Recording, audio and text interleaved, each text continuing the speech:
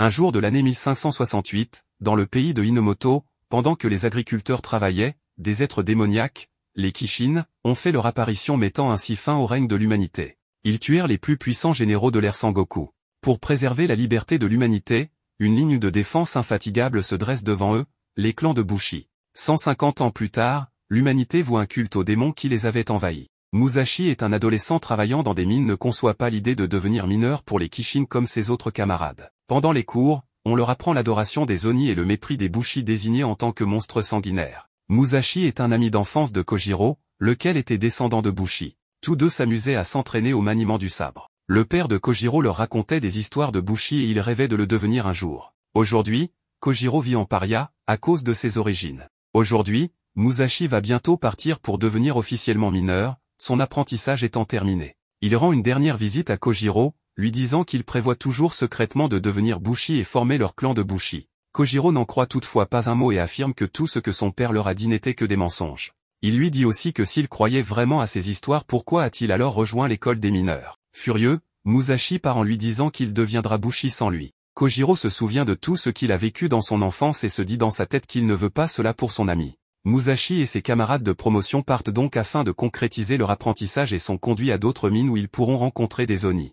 Passant un portail, ils découvrent cependant avec horreur que les Oni esclavagisent les humains et massacrent les récalcitrants ou ceux qui ne sont pas assez performants au travail. Pendant que ses camarades tremblent de peur, Musashi qui n'est pas du tout surpris décide de se rebeller et de combattre, mais on lui a pris à l'entrée sa pioche géante habituelle avec laquelle il s'était habitué à travailler et indirectement s'entraîner pour combattre. Pendant ce temps, Kojiro voit que Musashi a oublié chez lui sa sacoche, et il y trouve un carnet de notes de son ami qui étudiait vraiment les arts martiaux en même temps qu'il piochait durant sa formation. Musashi se fait malmener par les Oni mais cela ne l'empêche pas de toujours revenir à la charge. Il se fait capturer par le Oni qui allait lui porter le coup de grâce, quand soudain arrive Kojiro qui le sauve juché sur une moto, désigné par les gardes comme Bushi la monture d'acier Kitetsu. Il restitue à Musashi sa pioche géante et se joint à lui au combat. Musashi espérait bien que Kojiro l'aurait rejoint, l'aventure aurait été bien insipide sans lui. Musashi utilise les techniques apprises pour tuer plusieurs Oni de même que Kojiro. Après les avoir tués, le chef des Oni, le Kishin approche. Kojiro et Musashi montent sur la moto et foncent en direction du Kishin. Sur la route, Musashi tue d'autres Oni. Musashi et Kojiro tombent sur le Kishin et ils l'affrontent. Musashi le tranche en deux mais le Kishin se reforme. Des contremaîtres offrent un certain minerai au Kishin et il les dévore. Il se mute alors en Tengu des flammes des enfers géants qui est sa véritable apparence. Le Kishin tente de les écraser mais il lui échappe mais il tombe de leur moto et Musashi tombe puis s'évanouit. Le Kishin attrape le katana de Kojiro qu'il veut dévorer, mais le jeune homme refuse de lâcher, bien que ce sabre lui a valu tant de discrimination et de moquerie par le passé de la part des autres qui le pointaient du doigt pour ses origines Bushi. Il ne peut oublier les enseignements de son père concernant la nature démoniaque des Oni et le but noble des Bushi dont le sang coule dans ses veines. Kojiro ne peut abandonner son arme, symbolisant l'honneur des Bushi et le souvenir de son père ainsi que les bons moments qu'il a passés avec lui. Le Kishin finit par le lui dérober et le manger. Musashi se réveille, se jette sur le Kishin et l'escalade. Il tente de percer le ventre du Kishin mais il est très résistant. En mobilisant toute sa force et ses capacités de mineur, il pioche dans le ventre du Kishin, perçant un trou dedans. Musashi en ressort avec le sabre de Kojiro et le lui remet en disant qu'il sait que c'est son plus précieux bien. Kojiro, qui était alors hésitant à s'engager avec Musashi sur la voie du Bushi, se décide à se lancer avec lui. Soudain, un château ambulant peuplé de Bushi du clan Takeda pénètre dans la mine en brisant la barrière qui la protège.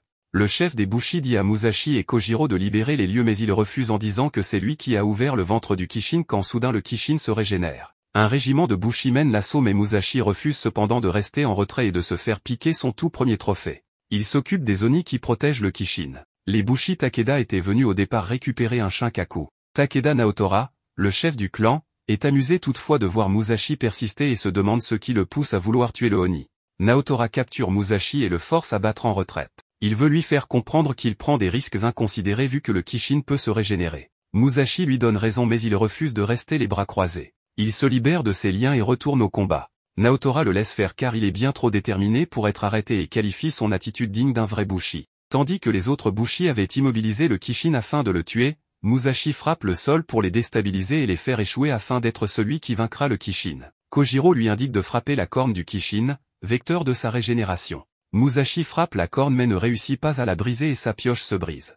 Alors que le Kishin allait répliquer et tuer Musashi, Naotora s'interpose et tranche la corne du Kishin. Le corps du Kishin se désintègre et les Bushi absorbent ces poussières qui augmentent leur pouvoir. Kojiro est ému de voir que les Bushi ne sont pas les horribles monstres qu'on leur a décrits toute leur vie et que son père avait raison.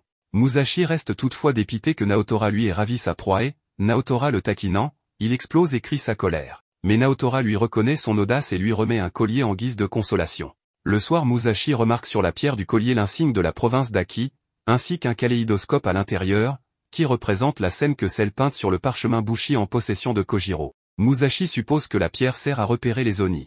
Il lise quelques autres passages du parchemin, mentionnant la chute des Bushi qui ont combattu les Oni, ainsi que le nombre de Kishin résidant à Inomoto. Le parchemin évoque aussi le grand unificateur, la personne qui saura vaincre les Oni et réunifier le pays. Musashi part alors retrouver Naotora et lui annonce qu'il a compris que ce qu'il veut, est de vaincre les Oni et réunifier le pays, ce que Naotora confirme. Mais Musashi dit qu'il sera le premier à réaliser cela en devenant plus puissant. Le jour suivant, Musashi et Kojiro quittent pour la première fois le domaine où ils habitent et partent en voyage sur la moto de Kojiro. Musashi et Kojiro commencent leur voyage, mais au bout de plusieurs jours, leur détermination s'effrite d'autant qu'ils arrivent à court de vivres. Kojiro se met à la pêche et met au défi Musashi de se rendre utile. Une fille attaque Kojiro et le dépouille pendant l'absence de Musashi. Musashi se bat contre elle, qui se révèle plus fort qu'elle. Elle emploie plusieurs techniques mais elle n'arrive à rien. Elle tente alors de lui faire du charme, ce qui ne marche pas contre Musashi contrairement à Kojiro. Alors qu'elle s'apprête à utiliser son arme de Bushi, soudain une sirène retentit et la fille s'en va en réquisitionnant la moto de Kojiro. Elle rentre chez elle et rejoint le seigneur des lieux, Kosameda Hideo, chef du clan Bushi Kosameda, qu'elle affectionne beaucoup. Nommée Hattori Tsugumi, elle aspire à le servir au mieux mais celui-ci ne la manipule que pour son intérêt personnel. Musashi et Kojiro s'y rendent en courant afin de récupérer leurs affaires. Ils pénètrent dans le château et c'est Tsugumi qui les accueille comme si de rien n'était et leur fait visiter la ville abritée derrière le château. Elle leur apprend que les châteaux de Bushi peuvent même se déplacer par la voie aérienne. Les habitants soutiennent les Bushi et chaque clan forme une grande famille. 2 enfants viennent s'amuser avec Tsugumi, jouant à la bagarre. Elle passe ensuite le relais à Kojiro puis discute avec Musashi. Elle lui apprend qu'elle n'a plus aucun membre de sa famille originelle ici. Elle a grandi dans l'admiration de sa grande sœur Tsubame, qui était Bushi et qui est morte au combat. Musashi lui témoigne son empathie étant dans la même situation qu'elle. Hideo convie Musashi et Kojiro à un dîner avec lui. Il observe alors que la moto de Kojiro, qu'il désigne comme un cheval de fer, est d'une grande qualité, signe qu'elle a appartenu à un Bushi ayant vaincu de puissants Kishin. Il leur propose de rejoindre ses rangs pour combattre ensemble et partager le Kitetsu. Mais ces 2 derniers ignorant de quoi il s'agit, Hideo ordonne à Tsugumi de les faire enfermer et elle les enchaîne aussitôt. Il soupçonne Musashi et Kojiro, qui détiennent un cheval de fer fait de Kitetsu, d'en cacher davantage en leur possession. Hideo blâme ensuite Tsugumi pour son échec, elle qui devait ramener de puissants Bushi et des sabres Kitetsu afin de renforcer leur rang. Il lui rappelle l'importance de protéger les terres que le seigneur Tokugawa leur avait confiées. Il dit qu'il déclare une mobilisation générale lorsqu'ils seront face à une attaque. Tsugumi tente de s'opposer à cette décision, mais elle laisse tomber. Tsugumi retourne voir Musashi et Kojiro en prison et leur explique que le Kitetsu est l'acier Oni qui est extrait du corps des Oni et qui sert de minerai magique pour les Bushi. Elle leur parle ensuite d'une nuée d'Oni Kodama qui approche mais elle se retient de dire le fond de sa pensée. Musashi la convainc toutefois et elle balance qu'elle n'acceptera jamais qu'on décrète une mobilisation générale et elle s'en va en courant. Musashi et Kojiro s'évadent de prison grâce à la débrouillardise de Kojiro. Alors qu'ils cherchent leurs affaires, ils voient au loin la nuée de Oni. Hideo ordonne à Tsugumi d'aller armer toute la population car des Oni approchent. Tsugumi ose alors manifester sa désapprobation. Hideo ravale sa colère en prenant son opposition comme de la traîtrise, lui qui l'a adoptée, mais il décide de la bannir du clan si elle persiste dans son refus. Tsugumi cède et se soumet à lui. Tsugumi se rappelle que sa sœur Tsubame avait subi la même pression qu'elle aujourd'hui. Elle s'efforce de se convaincre de quand même se rebeller pour le bien du peuple. Débarquent alors Musashi et Kojiro qui ont récupéré leur cheval de fer. Musashi encourage Tsugumi à se libérer de l'étau de Hideo, celle-ci reprend courage et accepte de les conduire là où sont rangés leurs katanas en échange de leur aide pour faire évacuer les villageois en toute sécurité. Hideo fait un discours aux habitants pour les galvaniser à participer au combat, lesquels sont toutefois réticents, n'ayant aucune expérience au combat. Tsugumi intervient alors et argumente contre Hideo, ce qui laisse le temps à Musashi et Kojiro d'assommer les soldats postés autour des habitants prêts à exécuter tout déserteur. Les habitants refusent cependant de suivre Tsugumi, encore trop effrayés par Hideo. Tsugumi se dit alors qu'elle doit vaincre Hideo pour devenir plus crédible. Hideo ordonne aux soldats restants d'enfermer les habitants mais Musashi et Kojiro s'occupent d'eux. Tsugumi se bat alors contre Hideo, mais n'est pas de taille. Hideo la bête et la réprimande, puis fait la leçon aux villageois qui ne peuvent rien faire sans lui. Tsugumi se relève, déterminée à aller jusqu'au bout et à faire comprendre aux civils qu'ils ont plus à perdre qu'à obéir aveuglément. Elle sort alors son arme et active son pouvoir. Elle réussit à reprendre le dessus et mettre qu'à point au Hideo. Puis la nuée d'Oni Kodama déferle vers la cité. Musashi et Kojiro reviennent alors à son aide. Les civils du clan Kosameda s'attellent à la reconstruction. Cependant, plusieurs personnes viennent demander à Musashi et Kojiro d'emmener Tsugumi avec eux, afin qu'elle échappe à Hideo. Ce dernier étant tombé en dépression après la trahison de Tsugumi et du peuple, il appelle après sa fille adoptive obsessionnellement et risque de rétablir son emprise sur elle si elle reste. Cette perspective terrifie les habitants, c'est pour cela qu'ils veulent qu'elle parte. Elle refuse premièrement craignant qu'elle se sentirait seule mais elle change d'avis et accepte. Le soir, Tsugumi avoue à Musashi qu'elle sent elle-même qu'elle risque de craquer à nouveau si elle reste avec Hideo. L'idée de couper les ponts avec lui paraît normale, ne partageant même pas le même sang, mais Musashi lui répond que lui-même adorait le père de Kojiro comme le sien. Il est normal de se chercher une figure parentale. Le jour suivant, Tsugumi part avec les deux garçons, après de chaleureux au revoir des habitants. Ils suivent ensuite la direction du prochain Kishin, le bleu. Tsugumi rétorque qu'elle se fiche de battre des Kishin si elle n'est pas encouragée par les siens, mais Musashi répond qu'il l'acclamera à leur place. Plus tard, Tsugumi se met à coller Musashi et se dévêtir devant lui, laissant Musashi dans l'embarras. De plus, il ne peut avouer que son secret est son attrait pour les femmes plus âgées, notamment ses enseignantes auparavant. Kojiro reste dans l'incompréhension et la colère, lui qui complexe à l'idée de n'avoir absolument aucune expérience avec les filles, à cause de son statut de bushi qu'il a toujours tenu à l'écart. Il croit même que Tsugumi le sent et l'évite à cause de ça. Puis Tsugumi leur avoue qu'elle a fait tout ça en espérant nouer une amitié avec eux, n'ayant aucune idée de la manière de se comporter avec des inconnus. Si elle évitait Kojiro c'était parce qu'elle craignait de l'avoir mis en colère pour lui avoir manqué de respect durant leurs premiers échanges. De plus, sa sœur lui avait conseillé quand elle se sentait en difficulté de se déshabiller. Les deux garçons compatissent et lui disent qu'elle n'a pas besoin d'en faire autant, qu'ils la considèrent déjà comme une amie. Le lendemain, un Oni tente de voler le sabre de Kojiro. Musashi le poursuit et tente de l'arrêter en vain. Il arrive à une partie de la vallée avec planté au sol des dizaines de sabres et un homme. Ce dernier l'invitait à prendre un katana s'il veut réussir à arrêter l'Oni,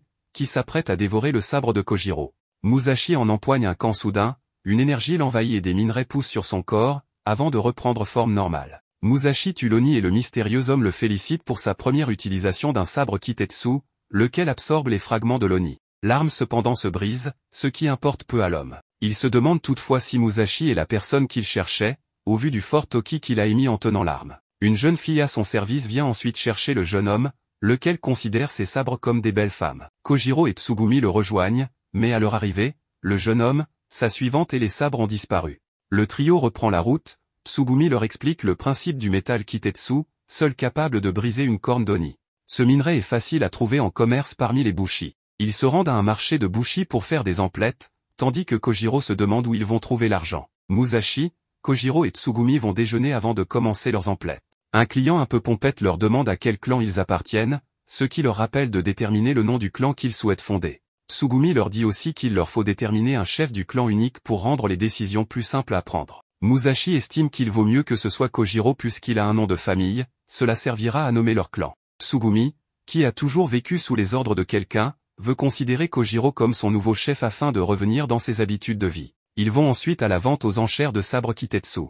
Là, Osafune Mitsuru, forgeron en chef du clan Ryuzoji, explique à Musashi que la première enchère d'un sabre Kitetsu symbolise pour les jeunes hommes le passage à l'âge adulte. Tsugumi remarque que Musashi est charmé par Mitsuru, alors qu'il n'a pas réagi du tout quand elle s'est dévêtue devant lui. Musashi et Kojiro choisissent parmi les sabres proposés l'Anma no Odashi et le Reku Yaezakura. Ils doivent ensuite passer l'épreuve du sabre, en les empoignant, l'arme décide elle-même si elle estime le bushi digne d'elle. Ainsi, Musashi et Kojiro se sentent envahis par l'énergie du sabre. Kojiro réussit et voit que d'autres participants y arrivent mais il dégage une aura d'une couleur différente. Mitsuru lui explique qu'il existe 5 types d'aura, qui influencera le pouvoir que le sabre octroiera à son détenteur. Kojiro a une aura bleue, la plus répandue, tandis que l'aura rouge est la plus prisée parmi les bushi. Musashi de son côté a une vision de la mort du père de Kojiro, Jise, exécuté par écartèlement. Puis il voit une fille qui lui parle sans émettre de son, avant de dire qu'elle n'a pas besoin de lui. Soudain, Musashi dans le monde réel, émet une aura noire, des minerais sortent de son corps, avant qu'il lâche l'arme.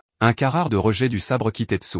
Musashi retente toute la journée avec d'autres sabres Kitetsu, même résultat. Mitsuru tente de lui faire comprendre qu'il n'a pas le choix, il ne pourra jamais manier de sabre Kitetsu et doit renoncer à devenir bushi. Musashi accuse le coup d'une telle nouvelle quand soudain, un Kishin fait son apparition, envoyant divers petits Oni à l'attaque. Kojiro protège son ami contre les Oni apparaissant.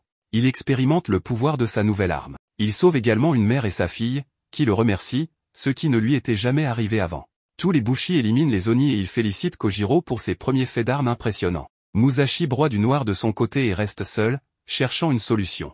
Soudain vient le voir l'homme au sabre du matin, qui lui montre que lui aussi a une aura noire. Il lui dit alors que sa place est à ses côtés. Le mystérieux jeune homme témoigne toute sa sympathie à Musashi, lui disant être passé par la même chose que lui, à être laissé derrière les autres en ne pouvant pas utiliser de sabre Kitetsu et en renfermant du minerai noir. Il lui enseigne l'importance d'accepter la présence du minerai noir en lui. Il lui fait une démonstration de ses capacités en tranchant une immense parcelle de terre et créant un trou géant.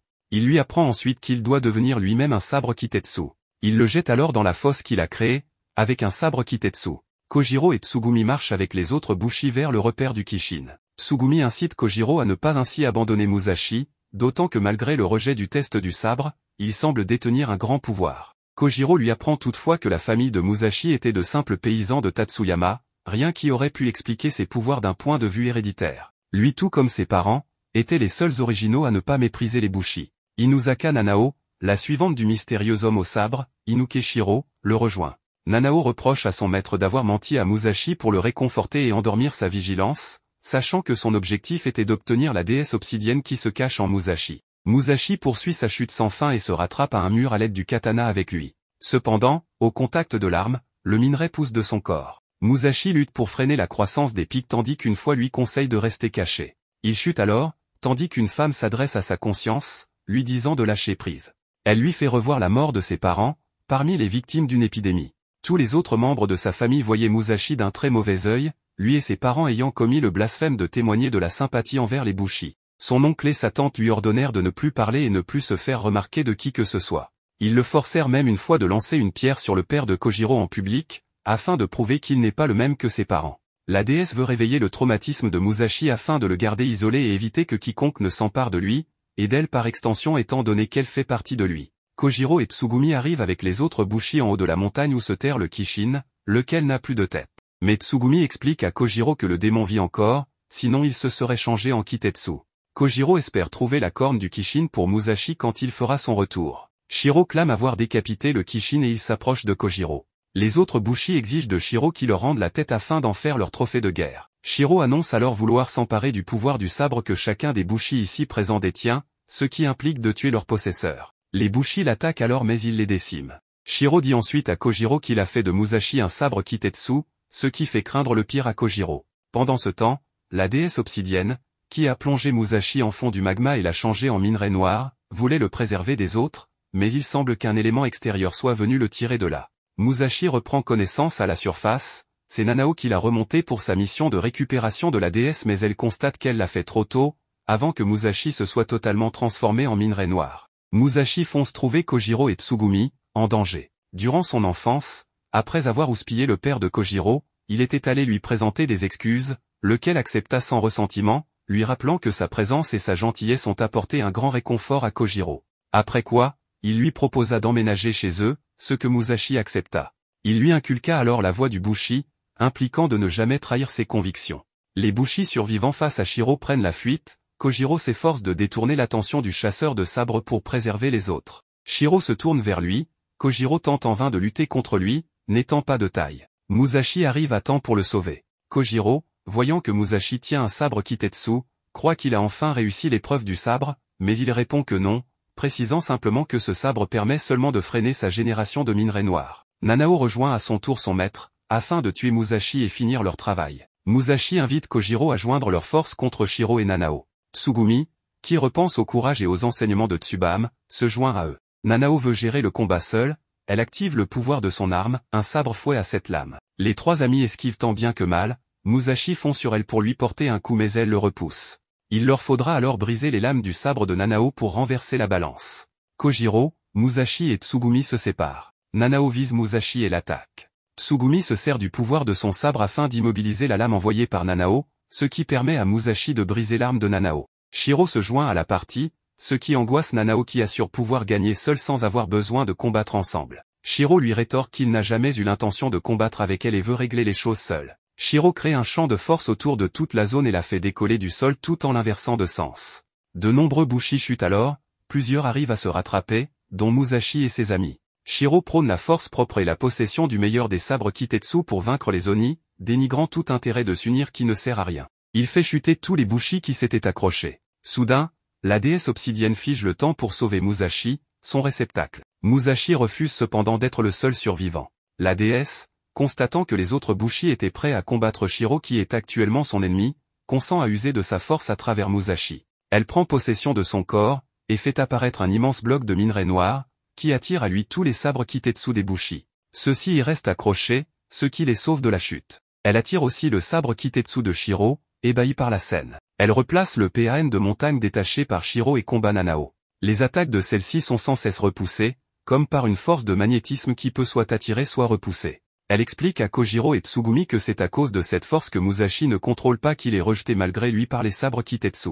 Cependant, la déesse épuise rapidement son pouvoir quand elle se manifeste dans le monde réel. Musashi ne peut donc pas emprunter longtemps son pouvoir, d'où l'importance d'allier pour l'épauler à ce moment. Avant de revenir à un état de léthargie, elle va emprunter la puissance du sabre Kitetsu de tous les bushi présents pour expédier Shiro et Nanao au loin. La déesse repousse au loin Shiro et sa garde du corps. Musashi revient ensuite à lui quand elle se dissipe. Musashi reste intrigué par les paroles de celle-ci, qui a mentionné Jise le père de Kojiro qui serait mort de son propre chef. Le sabre de Musashi se brise, son écaille ayant été trop puissant pour l'arme. Les forgerons viennent remercier Musashi de les avoir sauvés et lui proposent de lui forger un sabre. Le corps du Kishin a été emporté par Shiro et Nanao, qui ne comptaient repartir les mains vides avant d'être expédiés au loin par la déesse obsidienne. Les bushi prennent ensuite un temps de recueillement pour tous les bushi morts. Tsugumi leur explique que la plupart des bushi pensent que leur sabre garde une part de l'âme du défunt possesseur, ce que Tsugumi ne partage pas. Bien que les sabres qu'elle utilise soient un souvenir de sa sœur, les morts disparaissent pour toujours.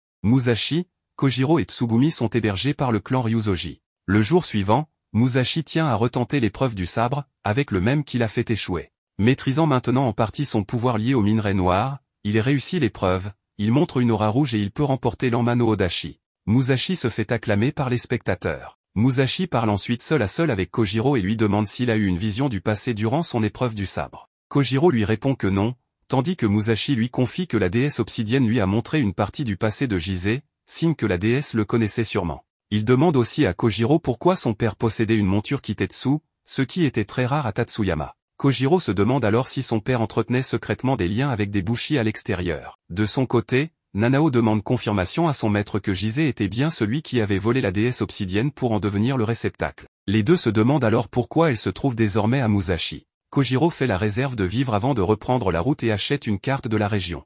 Il indique à ses amis leur prochaine destination, la mine de Deto. Musashi, Kojiro et Tsugumi se perdent en forêt et ils doivent pousser la monture Kitetsu. Musashi veut profiter de l'occasion pour apprendre à conduire. Alors qu'il conduit paisiblement, ils sont attaqués par un Oni qui attrape Kojiro et Tsugumi. Il remarque qu'il y a une autre personne à l'intérieur de l'Oni. Musashi dégaine son arme et combat seul l'Oni puis détruit sa corne. Il libère ses amis et la troisième personne prise au piège. Il s'agit d'une jeune femme dont la beauté ne laisse pas indifférents les deux garçons. La jeune fille se réveille et remercie Musashi de l'avoir sauvée. Un serviteur arrive, l'appelant Kitetsu princesse Kitetsu. La fille demande à Musashi et ses amis de se présenter mais Tsugumi refuse et la demande de se présenter en premier. Les deux se présentent, Michiru, fille de Nobumitsu fille du chef du clan Saruwatari allié au clan Uesugi. Tous deux se dirigeaient vers le port de Harima pour une bataille. Ils les transportent dans leur char Kitetsu et embarquent leur moto aussi. Mais durant le trajet, Musashi remarque l'air sombre de la princesse et tente de briser la glace mais elle reste mutique et c'est son serviteur qui répond pour elle. Ils viennent de Biku pour aller combattre un Kishin. Leur char a un accident, Musashi et Michiru se font éjecter. Michiru les sauve de la chute à l'aide de son sabre Kitetsu. Musashi lui demande pourquoi elle parlait si peu, elle lui avoue être très peu à l'aise avec les autres. Quand il lui parle de la destination de son équipe vers l'est, Michiru lui fait comprendre que c'est peine perdue en lui montrant au loin vers un Kishin gigantesque, formant un immense mur noir et qui gagne du terrain.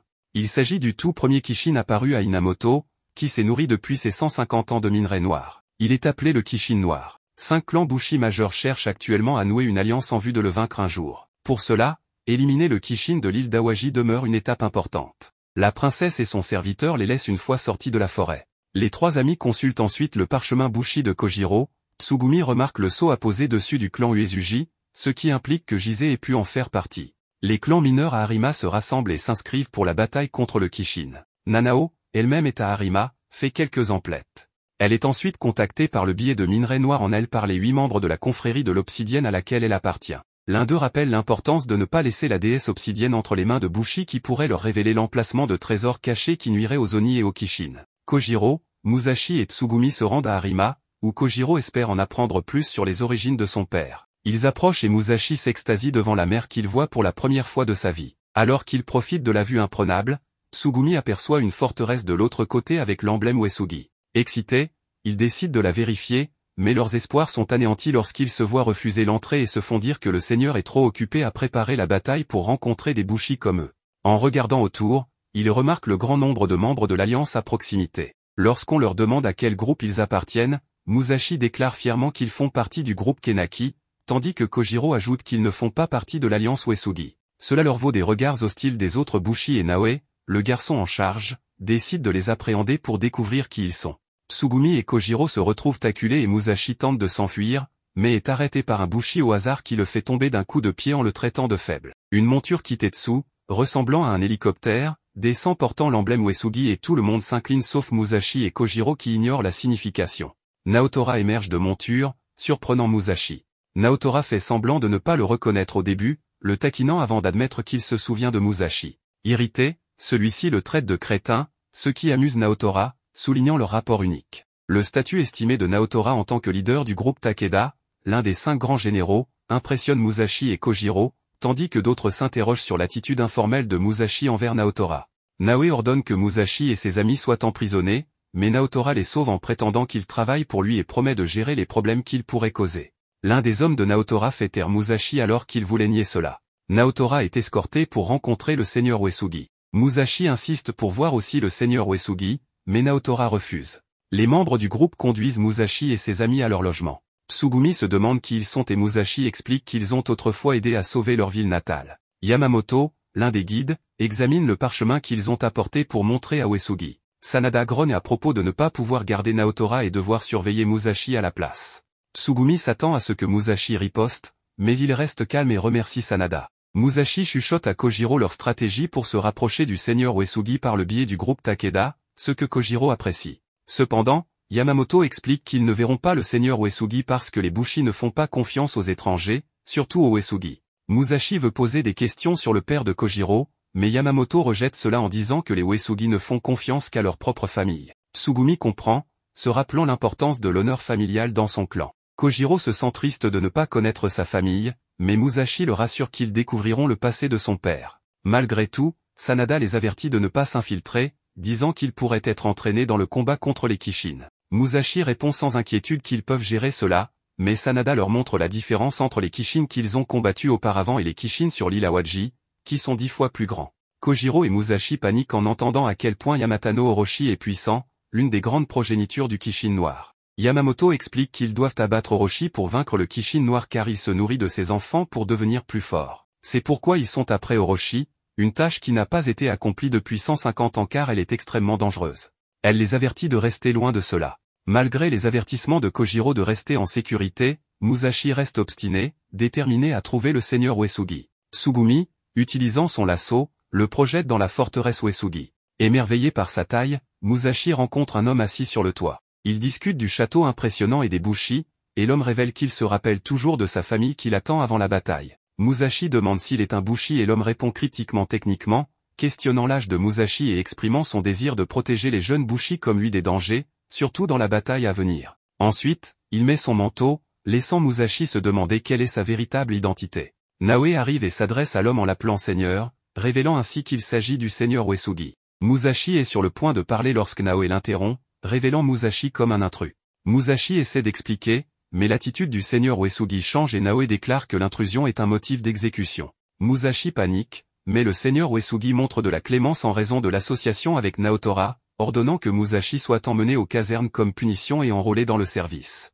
Les amis de Musashi s'inquiètent de leur sort. Kojiro craint de mourir sans connaître sa famille, mais Musashi les rassure, insistant sur le fait qu'ils trouveront des indices sur son père à l'intérieur du château. Tsugumi craint qu'ils ne deviennent des proies pour les Kishin, mais Musashi promet qu'ils élaboreront un plan ensemble. Cependant, leur plan est perturbé car on leur remet des robes à porter et ils sont séparés. Musashi se prépare mentalement en entrant dans sa chambre assignée, déterminé à ne pas être méprisé. Il sourit, utilisant sa capacité spéciale à lire la pièce et à en déterminer la hiérarchie, une compétence développée grâce à son éducation difficile. En observant les factions et leurs interactions, il réalise que c'est leur première véritable interaction et sa chance de s'imposer, façonnant sa future position parmi eux. Alors que les tensions montent parmi les bushi, L'un d'eux suggère audacieusement que le plus fort d'entre eux prenne le commandement. Certains autres, d'accord, recommandent le Bushi qui avait précédemment fait tomber Musashi. Ils se présentent tous les deux comme Katsumi, fils du chef du groupe Hamako, et le second Bushi se présente comme Akihiro du groupe Shimazu. Katsumi se moque de la lignée d'Akihiro, insinuant qu'il n'est peut-être pas le premier fils et qu'il a été envoyé au combat en raison de son éventuelle illégitimité. Le groupe Shimazu rit et traite le clan Hamako de faible. Akihiro riposte en questionnant les intentions de Katsumi, insinuant qu'il pourrait vouloir restaurer la gloire de son clan déchu à travers la bataille, ce qui exacerbe encore l'argument. Musashi observe jusqu'à ce que Michiru lui tape sur l'épaule, se révélant et exprimant sa préoccupation pour sa sécurité dans la bataille à venir. Bientôt, cela devient une querelle pour savoir qui deviendra le leader. Rassemblant son courage, Musashi décide de se lancer dans la course. Ils élaborent un jeu où les combattants utilisent le côté émoussé de leurs épées pour se battre, évitant ainsi de violer le code Bushi. La règle est que le dernier homme debout ou celui qui est expulsé de la ligne perd le duel. Le duel commence. Katsumi cible Musashi en premier, mais celui-ci bloque toutes les attaques de manière impressionnante, surprenant Katsumi. Akihiro attaque ensuite, mais Musashi dévie habilement l'attaque, choquant Akihiro. Les deux adversaires avaient sous-estimé les compétences de Musashi.